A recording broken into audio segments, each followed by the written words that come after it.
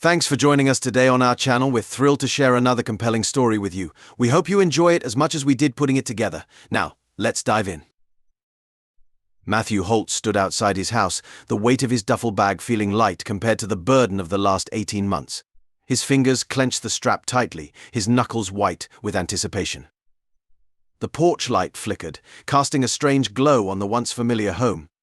Something felt off, but he couldn't quite put his finger on it. Taking a deep breath, he winced as a sharp pain shot through his side, a reminder from the doctors not to push himself too hard. But this was different. This was home. The thought of seeing Amanda and Jacob again had kept him going through the horrors of war. Now, just steps away from that reunion, a strange unease crept over him. Matthew pushed the front door open, the creak of the hinges unnaturally loud in the quiet. A scent immediately hit him, a cologne he didn't recognize, masculine and invasive. His eyes swept across the living room, taking in the rearranged furniture, the empty spots on the walls where family photos used to hang. It was as if someone had systematically erased him from the house. Before he could fully process the changes, heavy footsteps echoed from down the hall. A shirtless man strode out, muscular and brimming with confidence. The man Nick, as Matthew would later learn, sneered at him. "I own this place now," Nick said, crossing his arms. "You need to leave, or I'll call the cops." Matthew's mind spun. "Who the hell are you?" he asked, his voice hoarse with disbelief. The sound of bare feet padding on the hardwood floor pulled Matthew's attention to the hallway. Amanda appeared, wrapped in a silk robe. Her eyes widened for a moment, but then her face settled into cold indifference. "Oh, you're home early," she said, her tone devoid of any warmth. "Listen, Matthew, you need to go. He's right, you don't live here anymore. If you don't leave, I'll call the cops for trespassing." The betrayal cut deep, but Matthew's thoughts immediately went to his son. "Where's Jacob? Tell him I'm home," he demanded.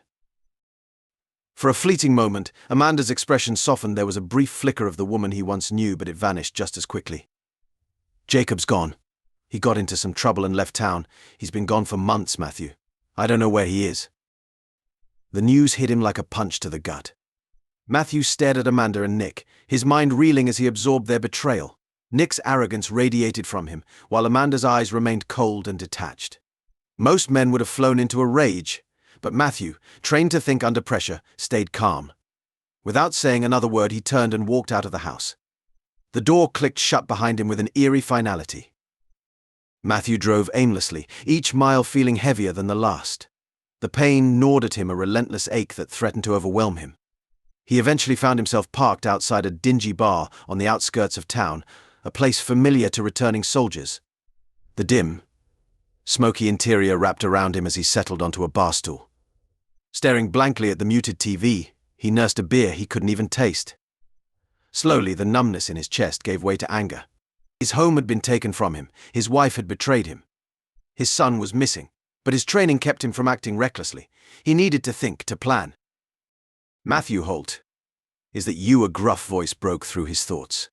Matthew turned to see Richard, a retired soldier he had served with. The older man's weathered face was filled with concern as he took the seat next to Matthew. "What's going on, brother?" Richard asked, signaling the bartender for 2 beers. For a moment Matthew hesitated, but then the dam broke. He told Richard everything: Amanda's betrayal, Jacob's disappearance, the overwhelming sense of loss. As Matthew spoke, Richard's expression hardened. "You've been played, brother," Richard said, his voice low and intense. "But if Jacob's gone, this is more than just an affair. Something bigger is going on. Let me help you find him." For the first time since walking into his altered home, Matthew felt a spark of hope. "You'd do that?" "Of course," Richard replied, his eyes filled with determination. "We take care of our own. But first, before you deal with Amanda and that bastard Nick, we need to make sure Jacob's safe. His disappearance is a puzzle, and we're going to find the pieces." As Richard outlined a plan, Matthew realized he had a new mission. Richard would dig into Jacob's whereabouts while Matthew focused on taking back control of his life. The anger still simmered beneath the surface, but now it had a direction. "Remember," Richard said, gripping Matthew's shoulder, "Amanda and Nick have underestimated you. You've survived war zones, Matthew. You'll survive this too." The next morning, Matthew returned to the house, his face calm and composed. This time he wasn't coming back as the broken man they had expected. He was there to reclaim what was his. Nick answered the door, his smirk fading slightly when he saw Matthew's determined expression. "What's the matter?" Didn't get the message the first time Nick taunted. "I own this place now. Matthew's voice was quiet but laced with menace. "You've got until tonight to get out. You don't want me to come back." Amanda appeared behind Nick, her tone changing as she tried to sound reasonable. "Let's not make this ugly, Matt. We can split things amicably. You take some cash, and we move on." But the steely look in Matthew's eyes told her everything she needed to know. There would be no negotiations. "This is my house," he said firmly. "You have until sundown to pack up and leave. After that, there won't be any talking. I'll come for what's mine." The coldness in his voice rattled Amanda, but she quickly masked her fear with false bravado. Matthew turned and walked away, leaving them to simmer in the ultimatum he had delivered. He met Richard at a nearby cafe, the older man already armed with information. "I've got some leads on Jacob," Richard said, his voice low. "But it's not good, Matthew. The kid got involved with a local gang. They sucked him in while you were overseas." Matthew's fists clenched under the table. "How? Why?" Richard's face darkened. "Here's the kicker. Amanda's been draining your savings to fund her new life with Nick. Jacob... He had to turn to other means." The betrayal ran deeper than Matthew could have ever imagined. Now, Matthew had two battles to fight, reclaiming his son and confronting Amanda and Nick. As he absorbed Richard's words, his resolve hardened. He'd faced worse odds in combat, and this was just another war, one he intended to win. The sun dipped below the horizon, painting the sky in shades of orange and purple. Matthew Holt stood across the street from his home, watching as darkness settled over the neighborhood. His jaw clenched, muscles taut with anticipation. The time for warnings was over. He crossed the street with determined steps, each one bringing him closer to the confrontation he knew was unavoidable. Amanda and Nick had foolishly ignored his ultimatum, mistaking his earlier calm for weakness. They were about to realize how wrong they had been. Matthew didn't bother knocking. He turned the doorknob and found it unlocked. As he stepped inside, the familiar, unwelcome scent of cologne hit him again. Nick's cologne. It turned his stomach. Nick's voice rang out from the living room, arrogant and taunting. "Well, look who's back, the washed-up soldier boy." Matthew followed the voice, his footsteps echoing down the hall. He found Nick sprawled on the couch, his feet propped up on the coffee table, oozing arrogance as he smirked at Matthew. "You're not getting anything," old man Nick sneered, standing up. He squared his shoulders, trying to intimidate Matthew with his muscular build. "You're finished. This isn't your house anymore. Why don't you crawl back to whatever hole you came from?" But Matthew, hardened by battle and betrayed by those closest to him, was unfazed. His cold, calculating gaze never left Nick's face. For a brief moment, Nick saw something change in Matthew's expression, an unmistakable flicker of danger that made him hesitate. That single second of doubt was all Matthew needed. With a swift and brutal move, Matthew's fist connected with Nick's jaw, a carefully aimed blow fueled by months of pent-up anger and betrayal. The sickening crack of bone against bone echoed through the room. Nick crumpled to the floor, his eyes wide with shock and pain, blood trickling from the corner of his mouth as he struggled to process what had just happened. His cocky facade, revealing the coward underneath. A scream pierced the air. Amanda stood in the doorway, her face twisted in horror at the scene before her. Her eyes darted between Matthew, standing tall and unflinching, and Nick, groaning in pain on the floor. "What have you done?" she shrieked, fumbling for her phone. "I'm calling the police. You can't just barge in here." But Matthew was already a step ahead.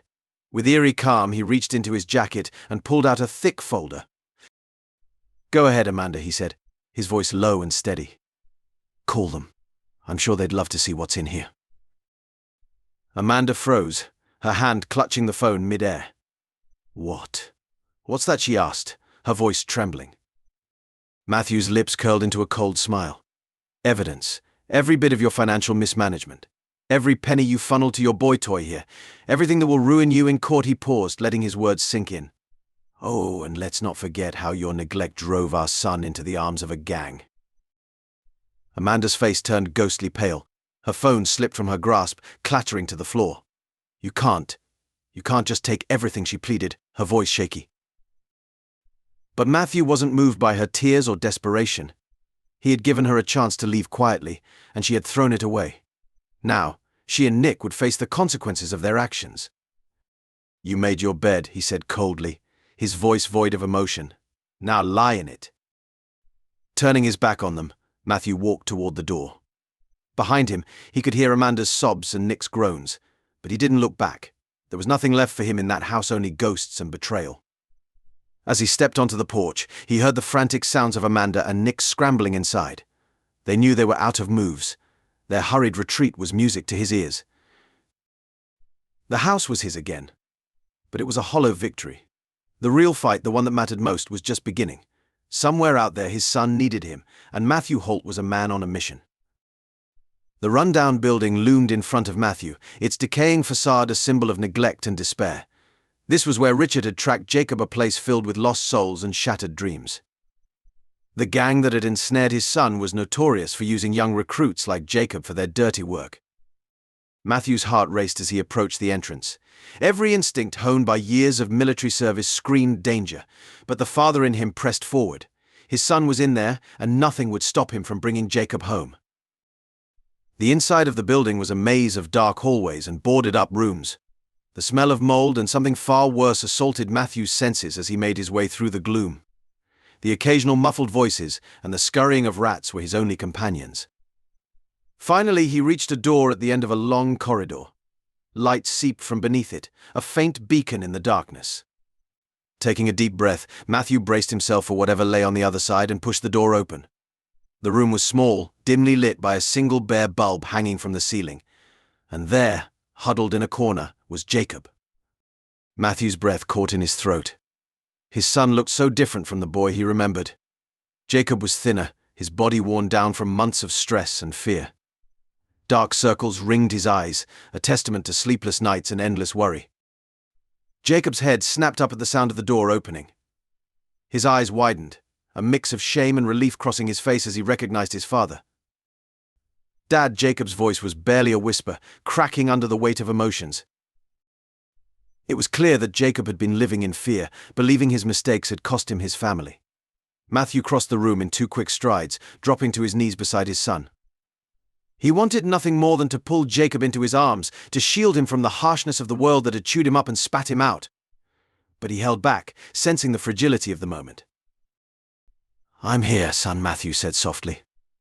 "I'm here to take you home." Jacob's eyes welled with tears.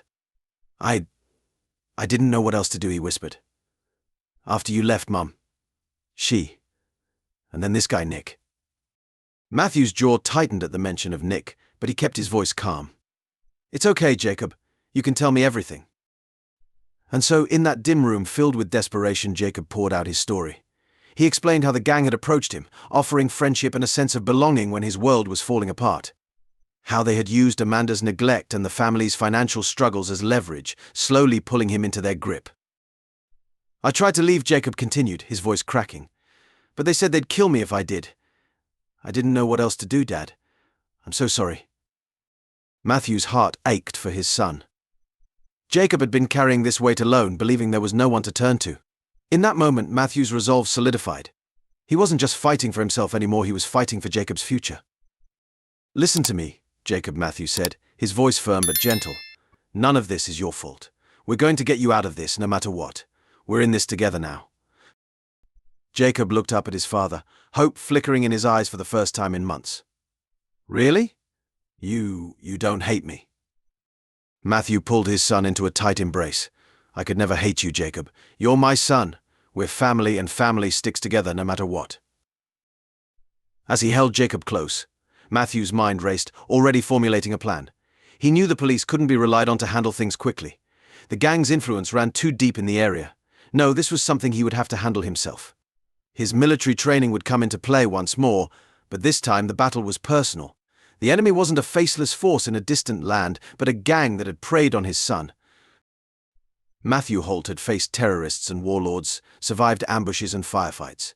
Now he would use every skill he had to dismantle this gang and ensure his son's safety. As they left the decrepit building, Jacob leaning on his father for support, Matthew's eyes scanned the darkened streets. He knew the gang wouldn't let Jacob go easily. But they had no idea what they were up against: a soldier, a father, a man with nothing to lose and everything to fight for. The war had come to Matthew Holt's doorstep, and he was ready to fight. The alleyway was cloaked in shadows, the faint light from a single street lamp barely cutting through the darkness. Matthew and Richard stood silently, their bodies tense, waiting for the trap to spring. Jacob had reluctantly agreed to be the bait, contacting the gang and setting up a meeting. The gang, expecting Jacob to settle his debt, had no idea they were walking into an ambush. Richard glanced over at Matthew, noting the steely determination in his eyes. "You sure about this?" he whispered. "It's not too late to call for backup." Matthew shook his head. "We handle this ourselves. If we involve anyone else, the gang will slip away. This ends tonight." The sound of approaching footsteps silenced them. Matthew's hand instinctively moved to the small of his back, where his service pistol was hidden. He hoped it wouldn't come to that, but he was prepared for anything. 4 men rounded the corner, their cocky swagger betraying their overconfidence. The leader, a tattooed man with a shaved head, sneered as he spotted Jacob standing under the street lamp. Well, the leader's voice dripped with malice. "Look who decided to show up. Thought you could run from us, did you, Jake? Time to pay up." Jacob's eyes flicked nervously toward the shadows where his father waited. The gang leader noticed the movement, confusion creasing his brow. That moment of hesitation was all Matthew needed.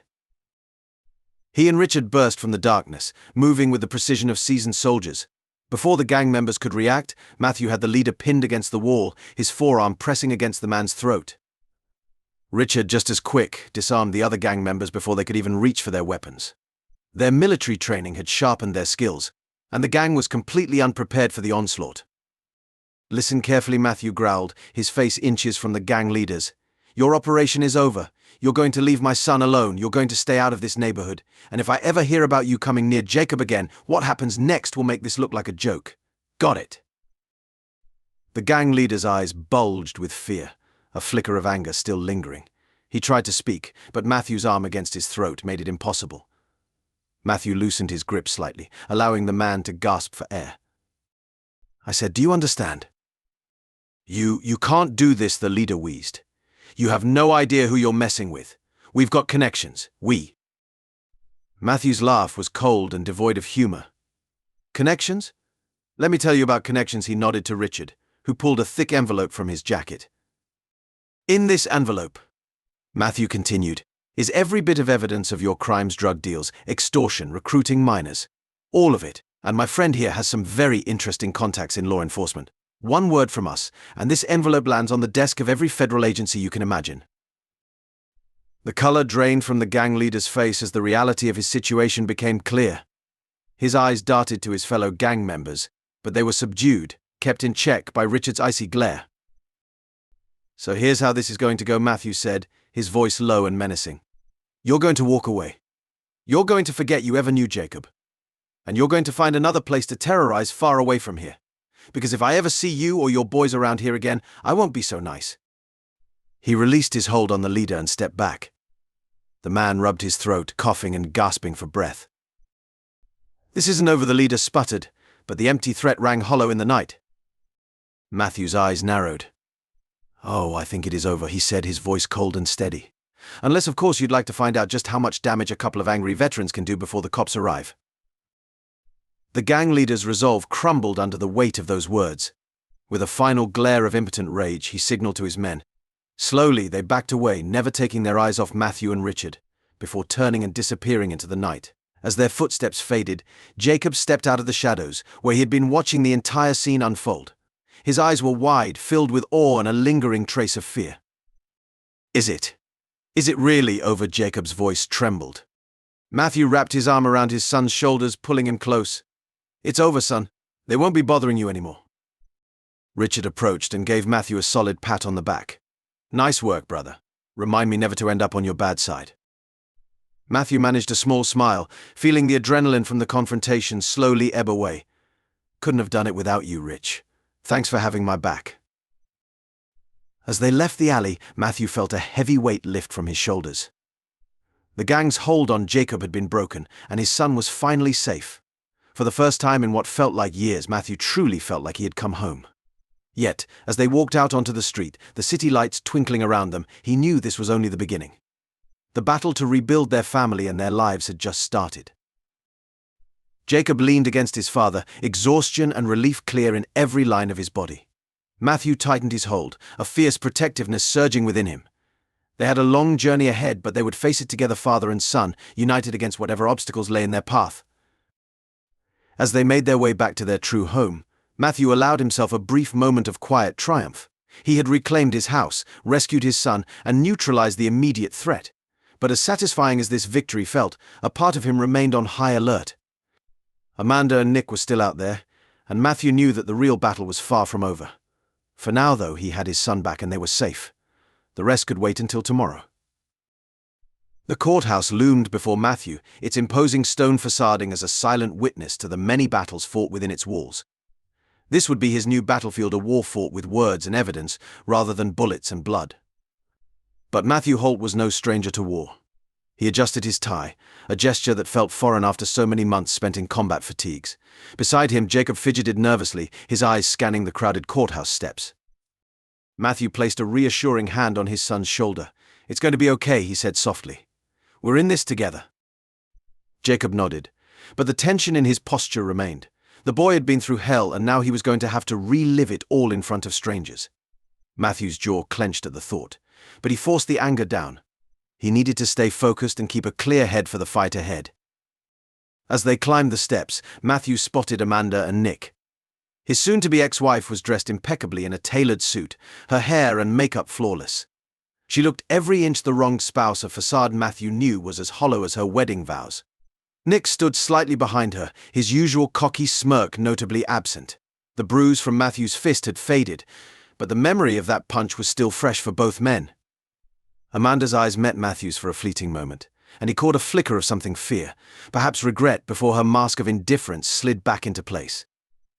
She leaned over and whispered something to her lawyer, a weasel-faced man in an expensive suit, before they both disappeared into the courthouse. Inside, the courtroom buzzed with low chatter. Matthew recognized a few familiar faces, neighbors, old friends, even some of Jacob's teachers. Word of the family drama had spread quickly, and it seemed the whole town had shown up to witness the spectacle. As the judge entered and the proceedings began, Matthew steeled himself. Amanda's lawyer wasted no time, immediately painting Matthew as the villain of the story.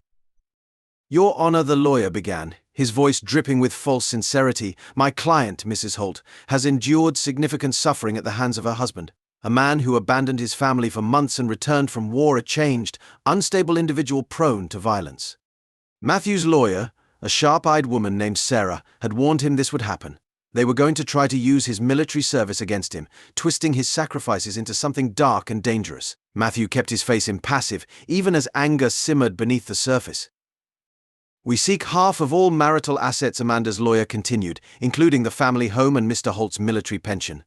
Furthermore, we believe Mr. Holt to be an unfit father, whose prolonged absences and recent violent behavior pose a danger to young Jacob."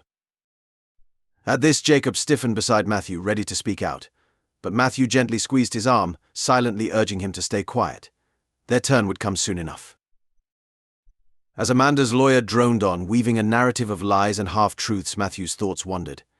He remembered the long, lonely nights in the desert, the brothers he had lost, and the scars both visible and invisible that he carried. He had endured all of it, driven by the thought of coming home to his family. And now, Amanda was using his sacrifices against him. It was almost too much to bear, but Matthew's training kicked in. Stay calm under fire. Assess the situation. Plan your counterattack. When it was finally their turn, Sarah stood, her posture exuding confidence. "Your Honor," she began, her voice clear and strong, "the picture painted by the opposition is not only false, but it is an insult to every man and woman who has ever served this country." She pulled out a thick folder, the same one Matthew had used to confront Amanda and Nick. "I have here documented evidence of Mrs. Holt's infidelity, gross financial mismanagement, and neglect of her son while Mr. Holt was serving overseas." As Sarah laid out their case, Matthew carefully observed the judge's expression. Though the older man remained impassive, Matthew noticed a slight narrowing of his eyes as some particularly damning evidence was revealed. "Furthermore," Sarah continued, "we have testimony from Jacob Holt himself regarding the circumstances that led him to join a local gang, circumstances directly caused by Mrs. Holt's neglect and her prioritization of her affair over her son's well-being." All eyes in the courtroom turned to Jacob. The boy shrank slightly under the weight of their gaze, but Matthew gave him a reassuring nod. Taking a deep breath, Jacob stood, his voice shaky at first, but gaining strength as he spoke. "My mum. She wasn't there," Jacob began, his words cutting through the hushed courtroom. When Dad was gone, she was always out with Nick. There was never any food at home, no money for school stuff. The gang, they said they could help, give me a family. I didn't know what else to do. Matthew's heart broke for his son, even as pride swelled within him for Jacob's courage. He glanced at Amanda and saw her once composed exterior beginning to crack, tears filling her eyes. Whether they were genuine or just another act, Matthew couldn't tell. As Jacob sat down, Sarah gave her closing argument. Your Honor, Matthew Holt is not just a decorated soldier, he is a devoted father who has moved mountains to save his son from a dangerous situation. A situation created by Mrs. Holt's selfish actions. We ask this court to recognize Mr. Holt's rights as a father, as well as his contributions to this marriage, and to make a fair ruling. With that, the first day of the trial came to an end. As they left the courthouse, Matthew felt a mix of exhaustion and cautious optimism. The fight was far from over, but they had landed a significant blow. You did great in there, son, Matthew said to Jacob as they walked toward the car. I'm proud of you. Jacob gave a small, tentative smile, some of the tension in his shoulders easing. Thanks, Dad, do you? Do you think we're going to win? Matthew looked back at the courthouse, his expression resolute. I don't know, Jacob, but I promise you this, I'm not giving up. Not on you, not on our home, not on anything. We're going to see this through. As they drove home, Matthew's mind raced, already planning their next move. Amanda and Nick had played their hand, and now he knew exactly what he was up against. The war wasn't over, but Matthew Holt wasn't someone who lost battles, especially ones he couldn't afford to lose. The trial dragged on, each day revealing more bitter confrontations and shocking discoveries. But while the courtroom was a battlefield of legal strategies, another war was unfolding outside its walls. Nick, desperate to salvage what he could from his crumbling life, launched a vicious smear campaign against Matthew.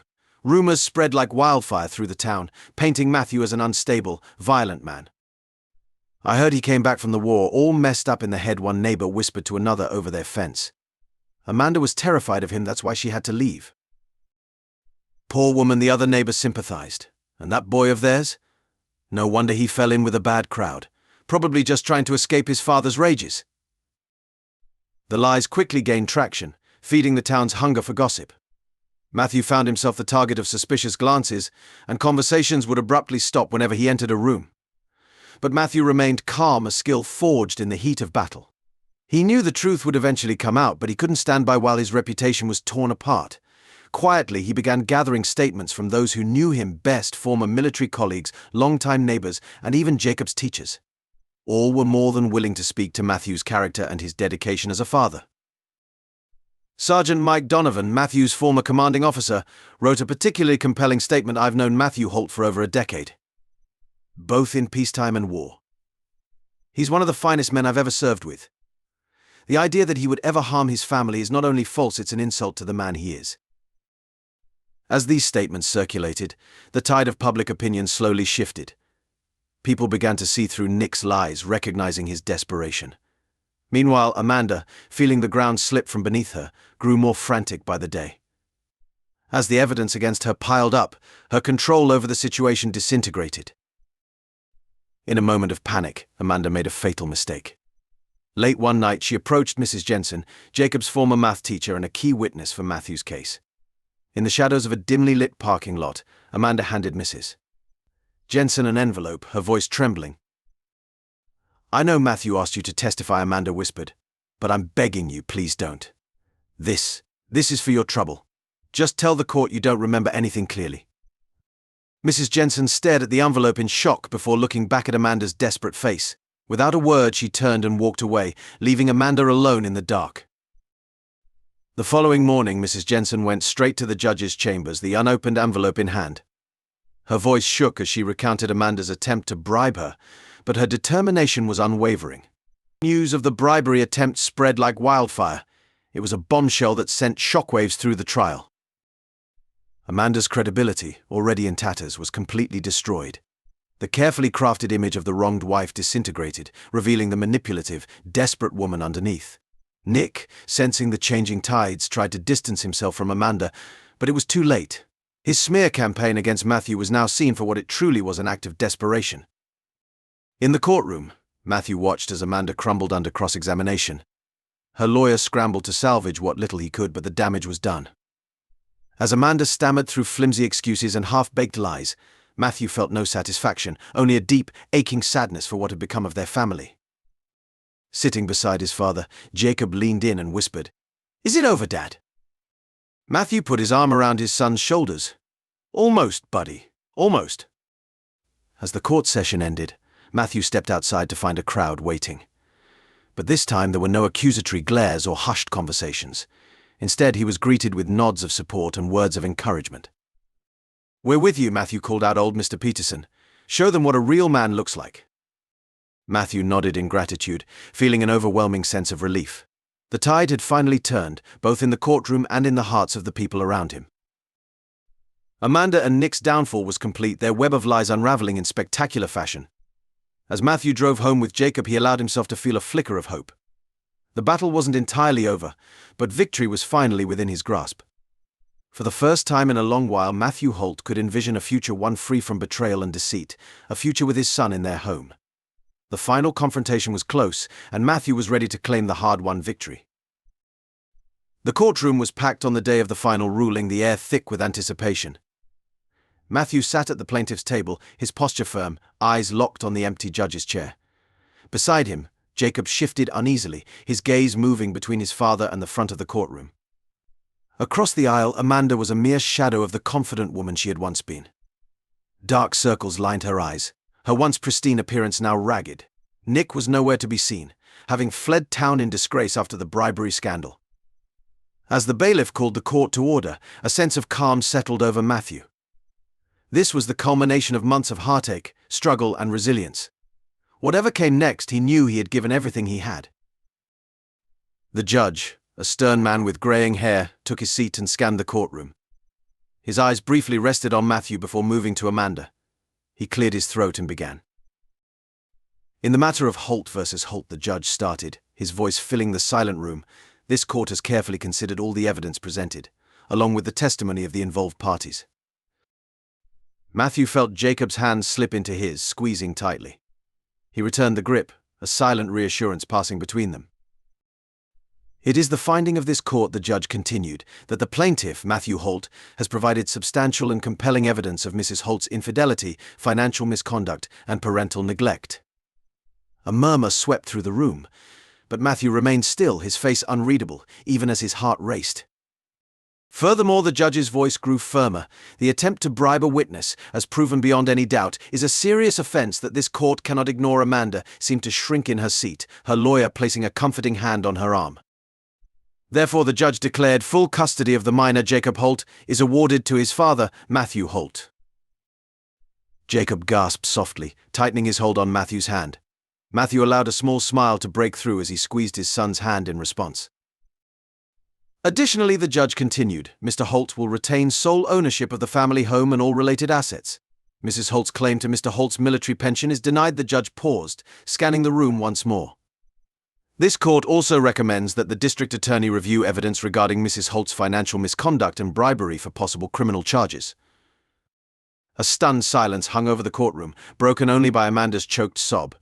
Matthew didn't feel joy at her distress, only a deep sense of relief that justice had been served. "This court is adjourned," the judge concluded, his gavel falling with a sharp crack. The room buzzed with whispered conversations as Matthew slowly stood, turning to embrace Jacob. "It's over, son," he said softly. "We did it." As they left the courtroom, Matthew caught sight of Amanda being guided away by her lawyer. Their eyes met briefly, and in that instant Matthew saw the weight of her actions fully crash down on her, the arrogance, the deceit, the desperate attempts to cling to a life built on lies. It had all crumbled. Tears welled in Amanda's eyes as she disappeared from Matthew's life, just as abruptly as she had torn it apart. Outside the courthouse, a small crowd had gathered. News of the verdict had spread fast, and as Matthew and Jacob emerged, they were met with applause and congratulations. "You did it," Matthew called out Mrs. Peterson, her face alight with pride. "You showed them what a real hero looks like." Matthew nodded, gratitude swelling inside him. These were the people who had stood by him, who saw through the lies and held firm to the truth. Their support had meant more than he could ever express. As the crowd began to disperse, Matthew and Jacob made their way to the car. The future stretched ahead, no longer clouded by uncertainty or betrayal. "What now?" Dad, Jacob asked as they drove away from the courthouse. Matthew glanced at his son, no longer seeing the frightened boy he had rescued, but a young man finding his way. Now, he said with a smile, we go home. The drive was quiet, both father and son lost in their thoughts. When they pulled up to the house, their house now and forever, Matthew felt a sense of peace settle over him. They climbed the porch steps together, Matthew's hand resting on Jacob's shoulder. For a moment they simply stood there, taking in the sight of their home, the place they had fought so hard to reclaim. You know, Matthew said quietly, when I was overseas, this is what kept me going. The thought of coming home to you, to our family. It didn't turn out quite how I imagined, but his voice trailed off, emotion catching him off guard. Jacob looked up at him, understanding in his eyes. But we're here now, he finished. Together. Matthew nodded, swallowing hard. Together, he agreed. As they stepped inside, closing the door to the outside world, Matthew Holt knew that the war was truly over, not just the one he had fought overseas, but the one he had been waging since his return. He had reclaimed his home, his son, and his life. The battles had been hard fought, but the victory was all the sweeter for it. In the days that followed, Matthew and Jacob fell into a new rhythm. They painted the walls and rearranged the furniture, erasing the last remnants of Amanda and Nick's presence. It was a process of healing, of reclaiming their space and making it truly theirs once more. One evening, as they sat on the porch watching the sunset, Jacob turned to his father hesitantly. Dad, he asked, are you happy? Matthew considered the question, looking out over the neighborhood he had once feared losing. He thought about the challenges they had overcome, the bonds they had strengthened, and the future now open before them. Finally, he smiled. Yeah, son, he said softly. I am. We've got each other, we've got our home, and that's all I need to be happy. Jacob smiled back. Me too, Dad. Me too. As the last rays of sunlight faded from the sky, Matthew Holt knew that, while the scars remained, they had emerged stronger. The war was over, and they had won not just the battle, but their lives back. And that, he realized, was the greatest victory of all. This is where our story ends. Share your thoughts in the comment section, and if you enjoyed it, please subscribe to the channel. Click on the video on the screen and I'll see you there.